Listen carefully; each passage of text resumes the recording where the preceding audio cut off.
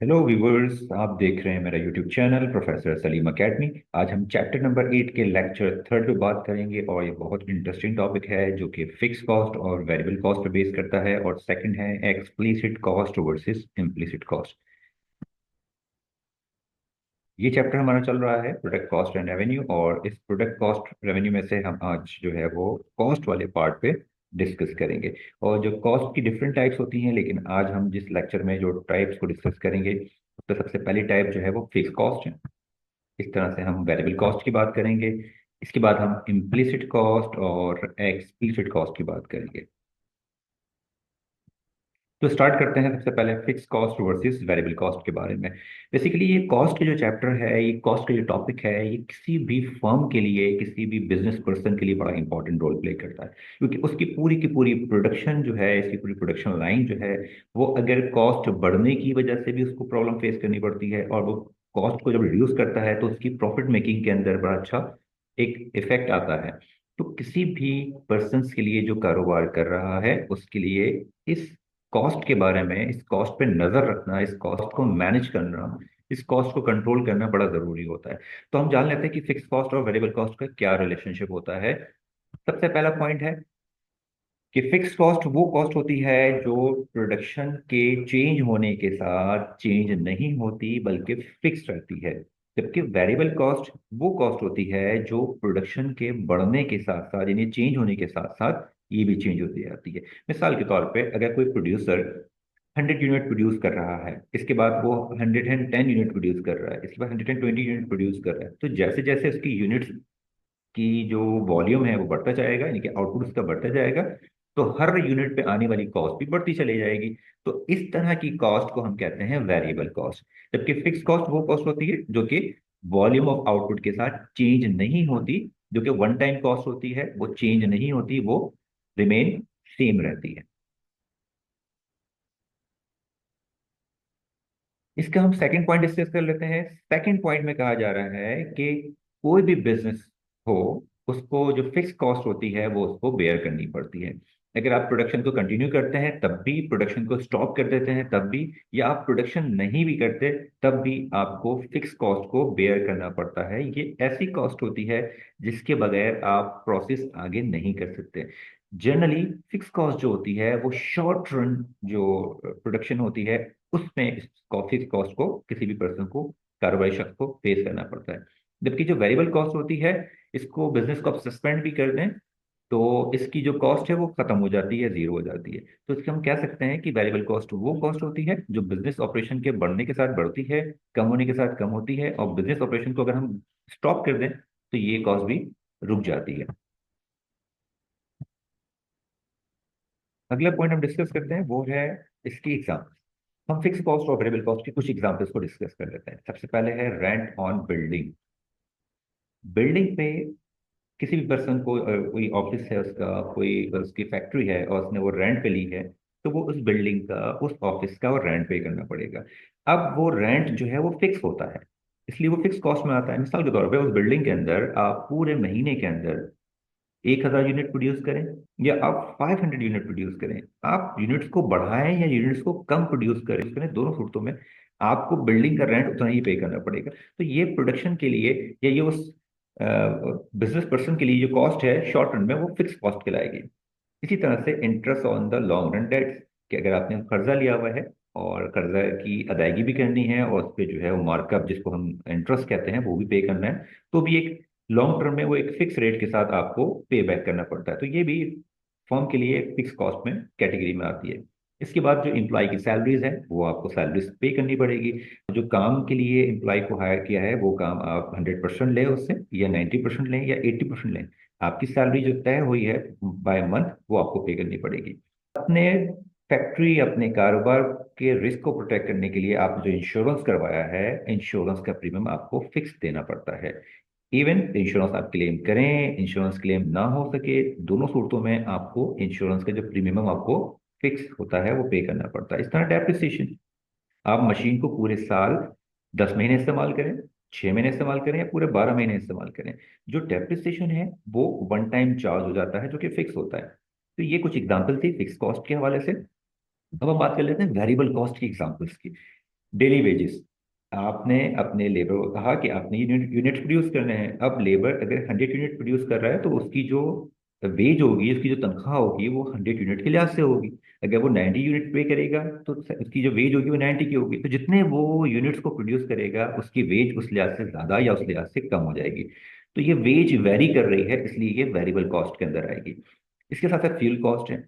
ज्यादा फ्यूल इस्तेमाल होगा किसी मंथ में या किसी डे पे, तो फ्यूल कॉस्ट ज्यादा होगी।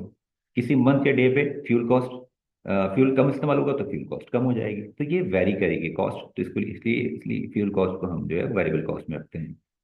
यूटिलिटी बिल्स, आपने अगर इलेक्ट्रिसिटी यूज की है तो ज्यादा यूज की है तो ज्यादा बिल आएगा, अगर आपने कम यूज की है तो उसका बिल भी कम आएगा। तो ये वेरी करेगा, तो इसलिए किसी भी फर्म के लिए ये कॉस्ट वेरिएबल कॉस्ट होती है। इस तरह ट्रांसपोर्टेशन है, सप्लायर की पेमेंट है, ये सब चीजें वेरी करती रहती हैं, ये फिक्स नहीं रहती, ये सेम नहीं रहती। तो जब ये जो भी कॉस्ट किसी फर्म के लिए वेरी कर रही होगी, इनकी चेंज हो रही होगी, कभी ज्यादा कभी कम, तो वो तमाम की तमाम जो कॉस्ट है वो वेरिएबल कॉस्ट की कैटेगरी के अंदर आ जाएगी। तीसरे पॉइंट के बाद हम आगे बढ़ते हैं चौथे पॉइंट में। और जो फिर चौथा पॉइंट है वो है, जो अभी हमने डिस्कस भी किया था दूसरे और तीसरे पॉइंट में, वो था कि फिक्स कॉस्ट जो है वो एग्जिस्ट करती है शॉर्ट रन में। जब शॉर्ट रन प्रोडक्शन फंक्शन होगा, शॉर्ट रन में आपकी प्रोडक्शन होगी अंडर 1 ईयर, तो वो फिक्स कॉस्ट जो है वो इस शॉर्ट रन के अंदर एग्जिस्ट करती है। जबकि हम जब लॉन्ग रन में चले जाते हैं, आपका कोई बिजनेस वो एग्जिस्ट करे 1 साल से ज्यादा भी, तो फिर वो दोनों तरह की जो कॉस्ट है वो फेस कर सकता है बिजनेस, क्योंकि शॉर्ट रन भी होती है और वो लॉन्ग रन के अंदर भी कर सकती है। फिक्स कॉस्ट का फॉर्मूला है, टोटल जो फर्म की कॉस्ट है उसमें से अगर हम फर्म की वेरिएबल कॉस्ट को डिडक्ट कर लें, माइनस कर लें, तो हमारे पास जो वैल्यू आएगी वो आएगी फिक्स कॉस्ट की वैल्यू। तो इस तरह से फिक्स कॉस्ट को एक विया फॉर्मूला आप इस तरह कैलकुलेट कर सकते हैं। अब हम बात करते हैं वेरिएबल कॉस्ट के फॉर्मूले की। तो कॉस्ट पर यूनिट, यानी कि एक यूनिट पे जो कॉस्ट आ रही है फर्म की, तो हमने कोई यूनिट प्रोड्यूस किया, उस एक यूनिट पे जो कॉस्ट आ रही है उस कॉस्ट को, और नंबर सेकंड जो यूनिट प्रोड्यूस हुआ है वो, उन दोनों का आप मल्टीप्लाई कर लेंगे तो ये वेरिएबल कॉस्ट आपके सामने आ जाएगी।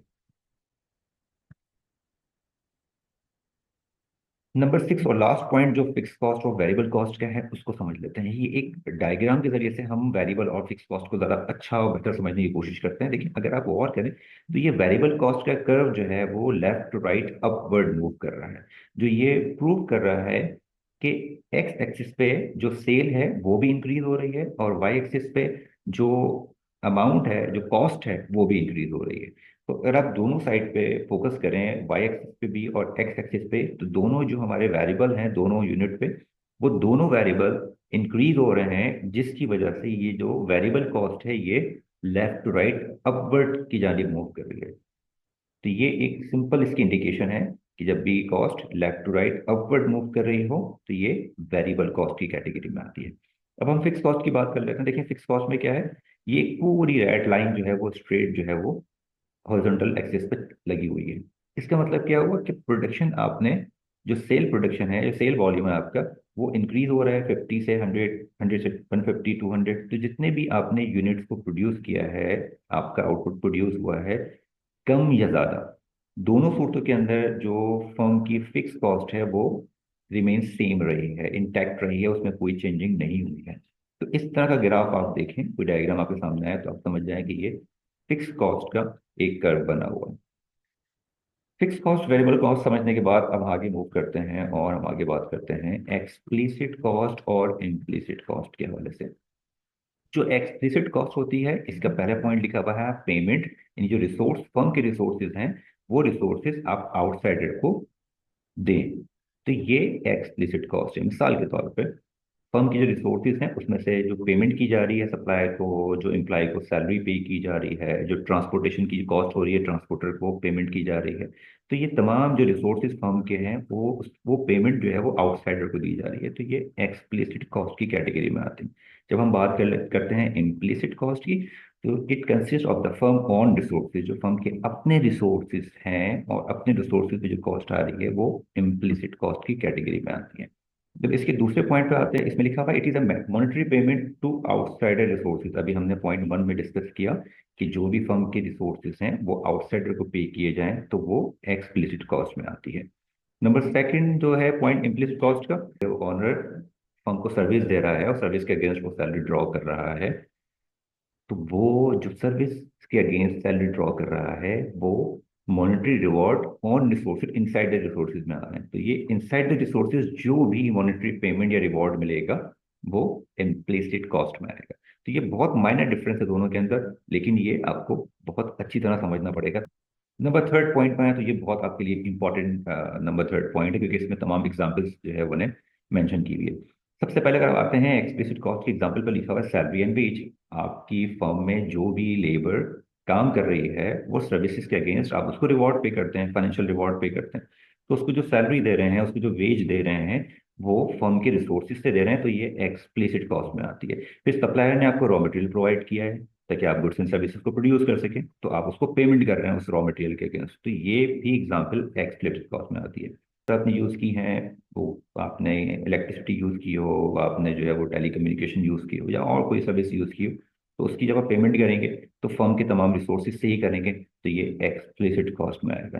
फिर आपने अपनी फर्म का या किसी एक हिस्से का आपने उसको रिस्क को मिनिमाइज करने के लिए इंश्योर्ड करवाया है, तो इंश्योरेंस की आप पेमेंट करेंगे इंश्योरेंस कंपनी को। तो वो जो फर्म के रिसोर्सेज हैं वो इंश्योरेंस कंपनी के पास चले जा रहे हैं आपके पास से, तो वो भी एक्सप्लिसिट कॉस्ट में आएगा।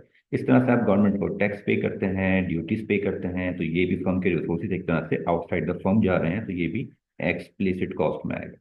इसके बाद आप फर्म का जो प्रॉफिट है, जो कि रिसोर्स है, वो उसके शेयर होल्डर को दे रहे हैं डिविडेंड के तौर पे, तो वो डिविडेंड भी फर्म के रिसोर्सेज में से शेयर होल्डर को मिल रहा है, तो वो भी एक्सप्लिसिट कॉस्ट में आएगा। इसके बाद आपने बैंक से लोन लिया है या किसी फाइनेंशियल इंस्टीट्यूशन से लोन लिया है, तो उसकी जो पेमेंट कर रहे हैं, मार्कअप पे कर रहे हैं या इंटरेस्ट पे कर रहे हैं, तो वो भी एक्सप्लिसिट कॉस्ट की कैटेगरी में आएगा।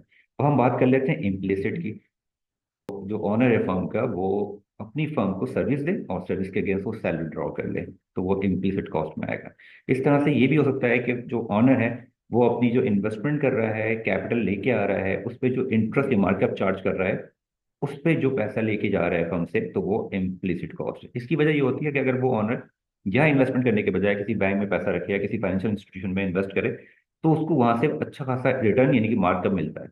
तो वो इस कैटेगरी में अगर हम लेके जाएं इस बात को, तो हम क्या कह सकते हैं कि अगर फर्म का ऑनर अपनी इन्वेस्टमेंट पे इंटरेस्ट चार्ज कर रहा है, तो वो इम्प्लिसिट कॉस्ट में आएगा। इसी तरह से एओपीज के अंदर जो एसोसिएशन पर्सन होती हैं, पार्टनरशिप बिजनेस होता है, उसके अंदर तमाम पार्टनर्स जो है वो फर्म से अपनी सर्विसेज के अगेंस्ट प्रॉफिट शेयर कर रहे होते हैं, तो वो भी रिसोर्सेज जो है वो इनसाइड द पार्टनर जो है वो शेयर हो रहे हैं, तो वो भी इम्प्लिसिट कॉस्ट में आते हैं। इसके बाद हम बात करते हैं रेंट पे टू द ऑनर। अगर ऑनर ने अपना कोई ऐसा एसेट अपने फर्म को दे दिया है और उस पर वो रेंट चार्ज कर रहा है, तो ये जो रिसोर्सेज हैं फर्म के इनसाइड द रिसोर्सेज वो ऑनर के पास जा रहे हैं, तो ये भी जो कॉस्ट आ रही है वो इम्प्लिसिट कॉस्ट में आ रही है। आगे बढ़ते हैं, और इसका चौथा पॉइंट जो है वो है बजटिंग के हवाले से। इसमें कहा जा रहा है कि जो एक्सप्लिसिट कॉस्ट है ये बड़ा क्रूशल है बजटिंग के हवाले से, फाइनेंशियल प्लानिंग के हवाले से, क्योंकि तमाम जब बजटिंग फर्म्स की होती है या फाइनेंशियल कैलकुलेशन या प्लानिंग कर रहे होते हैं, तो ये एक्सप्लिसिट कॉस्ट वो अंडर द सुपरविजन वो उसको मैनेज कर रहे होते हैं, और इसी कॉस्ट की बेस पे तमाम जो है वो स्ट्रैटेजीज या बजटिंग या फाइनेंशियल प्लानिंग की जाती है। और अगर हम आ जाएं इम्प्लिसिट कॉस्ट पे, तो crucial for the strategic decision making and about the alternative use of resources. Resources के जो ऑल्टरनेट यूज हैं वो क्या है, कौन सा रिसोर्स ज़्यादा चीप है, ज़्यादा हमें बेनिफिशियल हो सकता है फर्म के लिए, तो ये इस तरह के डिसीजन मेकिंग लिए जा जो कि टॉप लेवल मैनेजमेंट जो है वो इस डिसीजन को देख रही होती है। तो भी बस ये थी आज की वीडियो, यकीन आपको समझ में आई होगी। हमारे यूट्यूब चैनल को, फेसबुक पेज को और व्हाट्सएप चैनल को ज़रूर फॉलो करें। Thank you for watching my video. मेरी वीडियो को लाइक भी करें, दोस्तों के साथ शेयर करें और मेरे चैनल को सब्सक्राइब जरूर करें।